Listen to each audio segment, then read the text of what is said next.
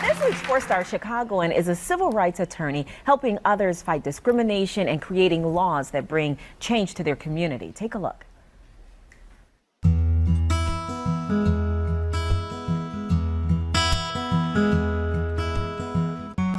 My name is Maaria. I'm a mother of 3 kids. I'm a wife.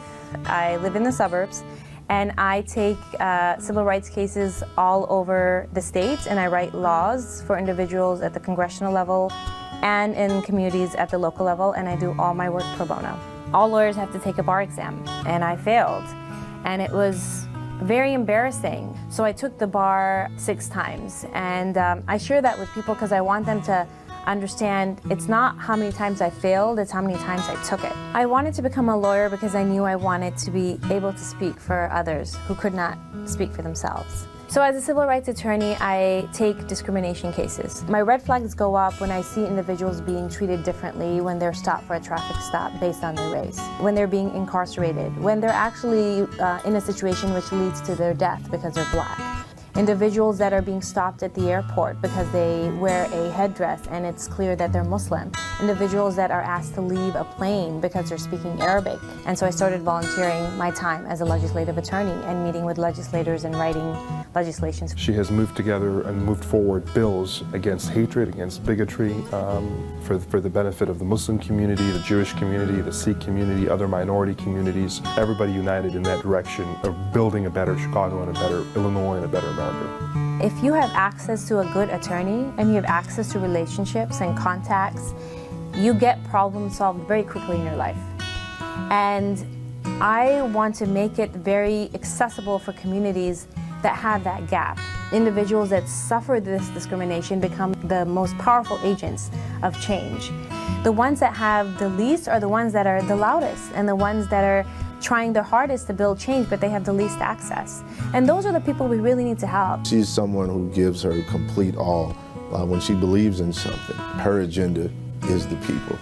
That whole time in my mind where it was very easy to give up and I didn't, when I see laws being passed unanimously, or I see individuals emailing me of how they can change their communities and get optimistic about their future, I'm so glad I didn't give up.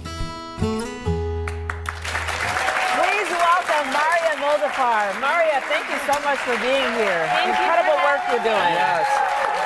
And it's so important to point out, not only is the work you're doing incredibly important, but you're doing this pro bono, you're doing this for free. Yes. Yes, and I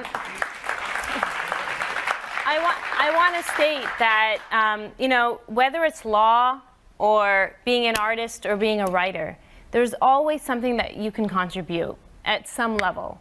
And it's not about doing it pro bono, it's the idea that what you do is your life and what you get back is tenfold. And if we all moved out of that space and contributed to society, we would be in a better place. Right. Now, how do you make a living, though? So I am married and I have a husband and 3 little kids that I have to support.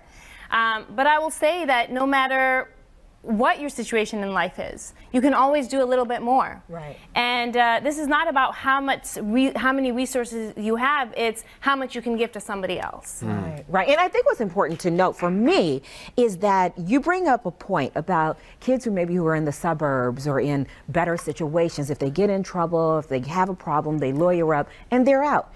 Kids maybe in the inner city or from the hood who don't have access to attorneys have a very different outcome. And I want to be very clear that this is a reality that we all have seen. Of course. And we consistently ignore. Yes. Right? Unless it's in the headlines or it becomes political.